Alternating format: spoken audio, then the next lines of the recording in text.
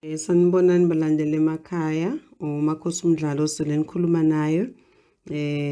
Uphuma lapha ngaphansi koMkhanyakude, ngiqhamuka noma ngokusebenza ngilaphaya Pietermaritzburg. Okay, namhlanje ngizoqhubeka njalo nje ekuchazeni kwamaphupho ukuthi bese siwahlaziya kahle ngendlela kuyona yona.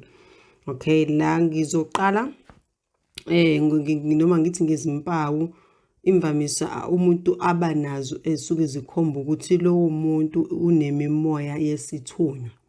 Okay, kanjengani ukuphupha undiza. Mawuphupha undiza, enye yenkomba leyo ekhombayo ukuthi kuwena kusuke kukhona imoya yesithunywa. Ukuphupha undiza, ukuphupha ukhuleka, ukuphupha uthandaza, kusuke kusondela kuwena le ndlozi le esuke isifuna ukuxhumana nawe ngokomkhuleko. Uphinde futhi uphupha uthandazela abantu, basuke lapho indlozi yakho izama ukukutshengisa ukuthi kuwena ifuna ukusebenza ngayiphi indlela. Isithunywa sakho lapho suke sizama ukuxhumana nawe.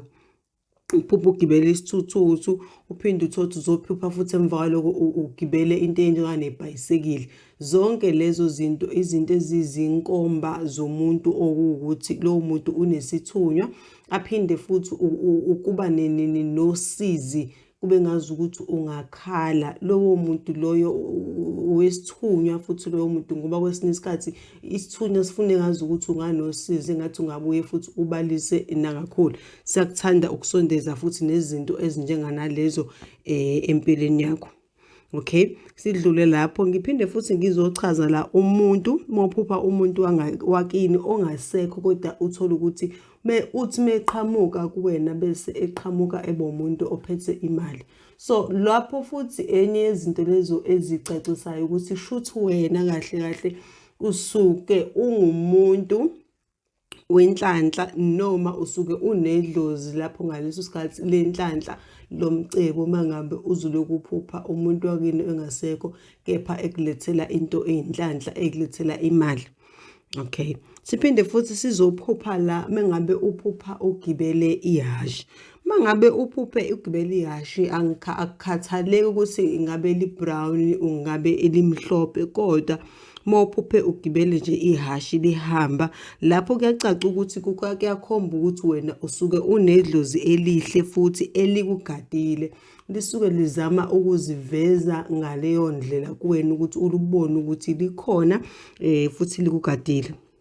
Okay, sidlule lapho. Siphinde futhi sizophupha ngabe ungumuntu ophupha amadayimani, uphupha amagolide, ngenzeka ukuba uyawacosha, ngenzeka kuba sesikhwameni sakho waphethe, kodwa mangabe nje amadayimani kwangawakho, yilapho futhi nako ukuhamba futhi namaphupho enhlanhla okukhombayo ukuthi elene usungumuntu wenhlanhla. Lapho ngaleso sikhathi kukhona inhlanhla ezovela kuwena futhi lapho maduzane.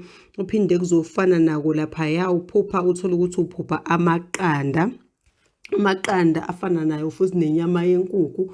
Lapho lezo zinto lezo izinto futhi lezo eziyinhlanhla kakhulu, kodwa lapha emaqandeni kubuye futhi kuhlukane. Uthola ukuthi amaqanda abuye abike isisu ekhaya. Mangabe uthola ukuthi kukhona umuntu ozithwele, ukuthola omunye umuntu uthola ukuthi usewaphupha amaqanda ngoba kusuke kubika ukuthi khona ingane ezayo. Kodwa uthola ukuthi kodwa amaqanda mengabe uwaphupha laba uthola ukuthi ayaphihlika, suke kuwukuthi mhlawumbe kuwukonakala kwenhlanhla noma kuzokonakala isisu ngaleso sikhathi mangabe isikade sesikhona. Kuphinde la futhi uthole ukuthi sekuqhamuka iphupho loPholi. Ingabe uPholi ukhulumile nawe noma mhlawumbe ubanga uzokhulume nawe, kodwa ukuphupha kwakho enye yamaphupho lawo angena lapha esithunyweni akhombayo ukuthi wena unemimoya yesithunywa. Kuphinde futhi kuzoba uphupha inyoka eyelo, kuphupha inyoka emhlophe.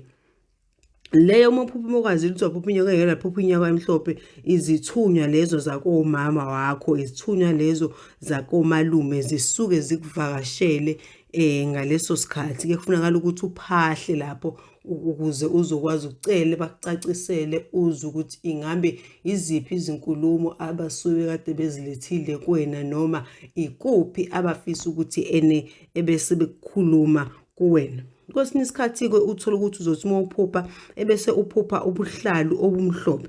Ubuhlalu obumhlophe bubika ukukhanya empilweni yakho, bubika inhlanhla eza empilweni yakho. Akungeve ngoba kuwukuthi ngaso sonke isikhathi umuntu mengabe ephupha ubuhlalu obumhlophe sekumele ayegobela, sekumele ayothwasa, futhi usezoba isangoma ngoba naku uphupha ubuhlalu obumhlophe. So ubuhlalu obumhlophe buyayisho inhlanhla, buyayisho ukukhanyelwa izinto zakho.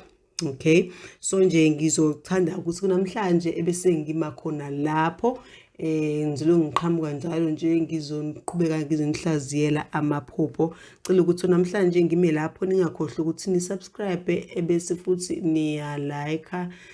Ngiyabonga kakhulu, thokozani.